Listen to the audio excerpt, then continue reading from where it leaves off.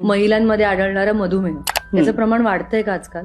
आता साधारणपणे जो संख्या होती, अंदाजे जी आकडेवारी असेल 6 करोड जी पूर्वी असायची ती आता 10 करोडच्या घरामध्ये पोहोचली आहे मधुमेहाची हो. महिलांमध्ये. आणि नाही ओव्हरऑल मी आता ओके. ओव्हरऑल सांगते, पण येस त्याच्यामुळे डेफिनेटली आता स्त्रियांचं कॉन्ट्रीब्युशन पण त्याच्यामध्ये वाढत चाललं आहे.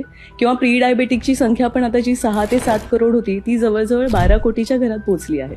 म्हणजे जर का ही संख्या सगळीकडे एवढ्या मोठ्याने विस्ताराने पसरत आहे तर अगदी महिलांमध्ये पण हे प्रमाण वाढताना दिसून येत आहे.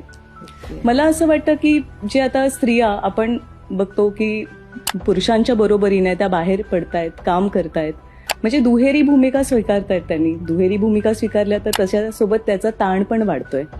तर साधारणपणे जे आता आम्ही डॉक्टर्स बघतो की जो ताणतणाव वाढतोय किंवा त्या कारणाने काही चुकीचा जो आहार होतो किंवा त्यांना झोपेचा अभाव होतो, व्यायामाची कमतरता, वेळ नसतो, याच्यासोबत जे हॉर्मोनल इम्बॅलन्सेस आहेत ही सर्व कारणं ह्यामध्ये कॉन्ट्रीब्यूट करतात.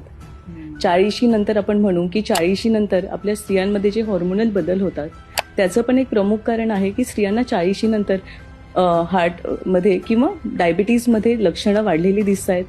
गर्भावस्थेमध्ये जेव्हा स्त्रियांच्या रक्तामधली साखरेची पातळी वाढते तेव्हा जेस्टेशनल डायबिटीज याची पण संख्या वाढत आहे.